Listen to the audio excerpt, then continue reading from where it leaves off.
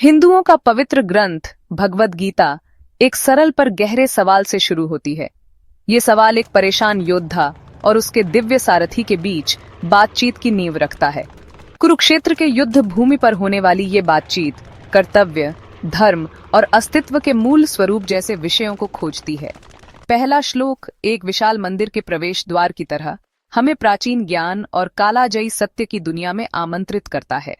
योद्धाओं, रथों और युद्ध की प्रतीक्षा से भरे युद्ध क्षेत्र की कल्पना कीजिए। हवा तनाव से भरी है। एक तरफ कौरव हैं, 100 भाई जो लालच और सत्ता की भूख से प्रेरित हैं।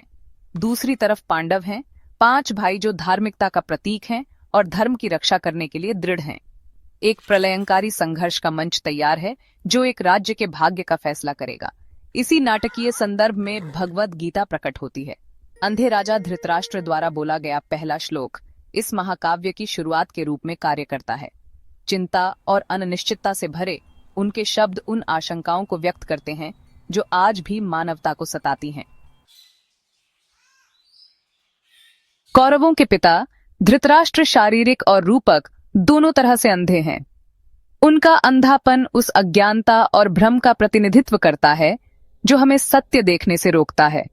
युद्ध के मैदान में वह अपने सारथी संजय की ओर मुड़ते हैं जो दिव्य दृष्टि से धन्य है। संजय बुद्धिमान शिक्षक का प्रतिनिधित्व करते हैं जो अज्ञानता के अंधेरे में हमारा मार्गदर्शन करते हैं। उनके पास भौतिक और सूक्ष्म शक्तियों को देखने की क्षमता है। उनकी भूमिका महत्वपूर्ण है क्योंकि वे धृतराष्ट्र को घटनाओं के गहरे महत्व को समझाते हैं। धृतराष्ट्र का संजय से सवाल अर्थ से भरा है। वह पूछते हैं, मेरे पुत्रों और पांडु के पुत्रों ने क्या किया? सतह पर वह दोनों सेनाओं के युद्धाभ्यास के बारे में जानकारी चाहता है। हालांकि उसका सवाल एक गहरी चिंता को दर्शाता है। वह एक पिता है जो अपने बेटों के प्रति अपने प्यार और उनके अधर्म पथ के अपने ज्ञान के बीच फटा हुआ है। उसका सवाल विपरीत भावनाओं को मिलाने और धर्म के साथ तालमेल बिठाकर चुनाव करने के लिए सार्वभौमिक मानवीय संघर्ष को दर्शाता है। कुरुक्षेत्र का युद्ध क्षेत्र केवल एक भौतिक स्थान नहीं है, बल्कि एक शक्तिशाली प्रतीक भी है।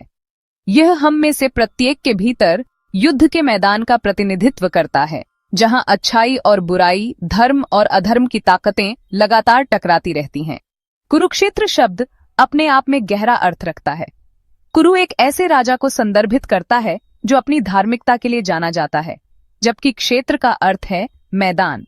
इस प्रकार कुरुक्षेत्र की व्याख्या धार्मिकता के क्षेत्र के रूप में की जा सकती है, एक ऐसा स्थान जहां धर्म के मूल सार की परीक्षा होती है। भगवद गीता के लिए कुरुक्षेत्र को सेटिंग के रूप में चुनना हमारे आंतरिक राक्षसों का सामना करने के महत्व पर प्रकाश डालता है। यह चुनौतियों और संघर्षों की कठिन परिस्थिति में है कि हमारा असली स्वभाव प्रकट होता है। जो लड़ाई सामने आती है वह केवल सेनाओं का संघर्ष नहीं है, बल्कि हमारे उच्च और निम्न स्वयं के बीच के शाश्वत संघर्ष का प्रतिनिधित्व है। जैसे कुरुक्षेत्र के योद्धाओं को पक्ष चुनना होगा, वैसे ही हमें भी यह तय करना होगा कि हम खुद को किन ताकतों के साथ जोड़ेंगे, धार्मिकता की ताकतों या अंधेरे की ताकतों के साथ। भगवद गीता अपने विशद वर्णन और गहन शिक्षाओं के माध्यम से इस आंतरिक युद्ध के मैदान को नेविगेट करने और धर्म की खोज में विजयी होने का मार्गदर्शन प्रदान करती है। भाग 4 पहले श्लोक को समझना। आइए अब भगवद गीता के पहले श्लोक में गहराई से उतरें, इसके अर्थ की जटिल परतों की खोज करें। संस्कृत श्लोक इस प्रकार है, धर्म क्षेत्रे कुरुक्षेत्रे संवेता युयुत्सव मामकः पांडवाश्चैव किम कुर्वत संजय। एकेट्याट लिप्यंतरण अनुवाद। राजा धृतराष्ट्र ने कहा, हे संजय, कुरुक्षेत्र के पवित्र क्षेत्र में इकट्ठा होने और लड़ने की इच्छा रखने के बाद मेरे पुत्रों और पांडु के पुत्रों ने क्या किया? इस श्लोक का प्रत्येक शब्द महत्व से भरा हुआ है। धर्म क्षेत्र और कुरुक्षेत्र युद्ध क्षेत्र के नैतिक और आध्यात्मिक आयामों पर जोर देते हैं। संवेता एक जानबूझकर सभा का सुझाव देता है जो संघर्ष में शामिल होने के लिए दोनों पक्षों की सचेत पसंद पर प्रकाश डालता है। युयुत्सव योद्धाओं की लड़ने की उत्सुकता को प्रकट करता है, जो आक्रामकता और हिंसा की ओर मानवीय प्रवृत्ति को दर्शाता है। मामकाह और पांडवा शब्द हम में से प्रत्येक के भीतर दो विरोधी ताकतों का प्रतिनिधित्व करते हैं, आसक्ति और इच्छा, कौरव की ताकतें और धार्मिकता और निस्वार्थ कर्म, पांडव की ताकतें। धृतराष्ट्र का मामकाह शब्द का प्रयोग, जिसका अर्थ है मेरे बेटे, उनके पक्षपात और मोह को दर्शाता है और उनके अंधेपन पर जोर देता है। भाग 5, आधुनिक आत्मा के लिए कालातीत शिक्षा। भगवद गीता का पहला श्लोक, हालांकि एक प्राचीन संदर्भ में स्थापित है, आधुनिक आत्मा के लिए कालातीत शिक्षा रखता है। यह हमें याद दिलाता है कि जीवन ही एक युद्ध क्षेत्र है, जहां हमारा लगातार उन विकल्पों से सामना होता है जो धर्म के प्रति हमारी प्रतिबद्धता की परीक्षा लेते हैं।